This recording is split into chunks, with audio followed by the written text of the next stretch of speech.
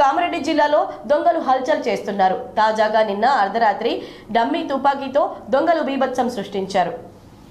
దోమకొండ మండల కేంద్రంలోని పలుగడ్డ కాలనీలో నివసిస్తున్న రుకుంబాయి కిష్టయ్య అనే దంపతుల ఇంట్లోకి ముగ్గురు దుండగులు చొరబడ్డారు. ఇంట్లోకి చొరబడ్డ దుండగులు ఇంటికి గడియ పెట్టి డమ్మీ తుపాకీతో బెదిరించి కత్తులతో దంపతులపై దాడి చేశారు. దీంతో వారిద్దరికీ గాయాలయ్యాయి. వృద్ధ దంపతులు కేకలు వేయడంతో స్థానికులు గమనించి డోర్ కొట్టడంతో ఇద్దరు దుండగులు పారిపోయారు. గాయాలైన దంపతులను చికిత్స నిమిత్తం స్థానికులు దోమకొండ ప్రాథమిక ఆరోగ్య కేంద్రానికి తరలించారు. ఒకరిని స్థానికులు వెంబడించి గ్రామ శివార్లోని ఓ వెంచర్ వద్ద పట్టుకుని దొంగకు దేహశుద్ధి చేశారు. అనంతరం స్థానికులు పోలీసులకు సమాచారం అందించడంతో సంఘటనా స్థలానికి స్థానిక ఎస్ఐ ప్రభాకర్ సిబ్బందితో కలిసి చేరుకున్నారు. దుండగుని వద్ద నుంచి కత్తులు, ఓ డమ్మీ తుపాకీని స్వాధీనం చేసుకున్నారు. దొరికిన దుండగుడు మాచిరెడ్డి మండలం అన్నారం గ్రామానికి చెందిన రజనీకాంత్గా పోలీసులు గుర్తించారు. పారిపోయిన మరో ఇద్దరు దుండగుల కోసం పోలీసులు గాలింపు చేపట్టారు. గత నెల రోజులుగా కామారెడ్డి జిల్లా కేంద్రంతో పాటు వివిధ మండలాల్లోని పలు గ్రామాల్లో దొంగలు అలజడి సృష్టిస్తున్నారు. రాత్రి వేళలో గస్తీని పెంచాలని కామారెడ్డి జిల్లా ప్రజలు డిమాండ్ చేశారు.